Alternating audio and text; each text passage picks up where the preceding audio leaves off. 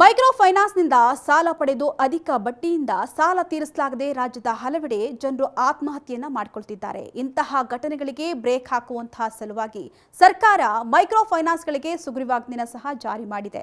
ಇದೀಗ ಮೈಕ್ರೋ ಫೈನಾನ್ಸ್ಗಳು ಬಲವಂತವಾಗಿ ಸಾಲವನ್ನು ವಸೂಲಿ ಮಾಡೋದಕ್ಕೆ ಮುಂದಾದರೆ ಸಾಲ ಮನ್ನಾವಾಗಲಿದೆ ಎನ್ನುವಂತಹ ರೂಲ್ಸ್ ಅನ್ನ ಕೂಡ ಹೊಸದಾಗಿ ಸೇರಿಸಿಕೊಂಡಿದ್ದು ಸದ್ಯ ವಿಧಾನಸೌಧದಲ್ಲಿ ಮಂಡನೆ ಮಾಡಲಾಗಿದೆ.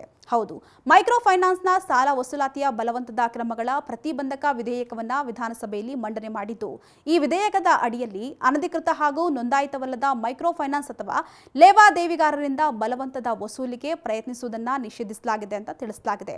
ಒಂದು ವೇಳೆ ಸಾಲ ಪಡೆದಿರುವವರ ಬಳಿ ಬಲವಂತವಾಗಿ ಸಾಲ ಕೇಳಲು ಮುಂದಾದರೆ ಸಾಲಗಾರ ಪಡೆದಿರತಕ್ಕಂಥ ಸಾಲ ಹಾಗೂ ಬಡ್ಡಿ ಎರಡನ್ನ ಕೂಡ ಮನ್ನಾವಾಗಲಿದೆಯಂತೆ. ಅಲ್ಲದೆ ಇಂತಹ ಬಲವಂತದ ವಸೂಲಿ ಮಾಡುವಂತಹ ಮೈಕ್ರೋ ಫೈನಾನ್ಸ್ಗಳ ಬಡ್ಡಿ ವಸೂಲಿಗೆ ಹೂಡುವಂತಹ ಯಾವುದೇ ದಾವೆ ಅಥವಾ ವ್ಯವಹಾರವನ್ನ ನ್ಯಾಯಾಲಯಗಳು ಪುರಸ್ಕರಿಸಬಾರದು. ಜೊತೆಗೆ ಸಾಲಗಾರ ಅಥವಾ ಆತನೊಂದಿಗೆ ಯಾರ ವಿರುದ್ಧವಾದರೂ ಜಂಟಿಯಾಗಿ ದಾವೆಯನ್ನು ಹೂಡಿದರೆ ತಕ್ಷಣದಿಂದಲೇ ರದ್ದಾಗಬೇಕು.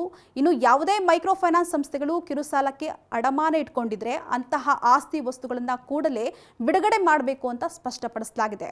ಅಲ್ಲದೆ ಸಾಲಗಾರ ನೀಡಿರುವಂತಹ ವಸೂಲಿಗೆ ಕಿರುಕುಳ ನೀಡ್ತಾ ಇರತಕ್ಕಂಥ ಬಗ್ಗೆ ದೂರು ನೀಡಿದ್ರೆ ಪೊಲೀಸರು ಸ್ವೀಕರಿಸಬೇಕು. ಇನ್ನು ಕಿರುಕುಳ ಸಾಬೀತಾದರೆ ಶಿಕ್ಷೆ ಆಗಬೇಕು ಅಂತ ಹೇಳಲಾಗ್ತಾ ಇದೆ. ಇನ್ನು ರಾಜ್ಯದಲ್ಲಿ ವ್ಯವಹಾರ ನಡೆಸುವಂತಹ ಯಾವುದೇ ಫೈನಾನ್ಸ್ ಕಂಪನಿ ಕಡ್ಡಾಯವಾಗಿ ನೋಂದಣಿ ಪ್ರಾಧಿಕಾರದ ಬಳಿ ನೋಂದಣಿ ಮಾಡಿಕೊಂಡು ಪರವಾನಗಿಯನ್ನು ಪಡ್ಕೊಂಡಿರಬೇಕು ಅಂತ ತಿಳಿಸಲಾಗಿದೆ.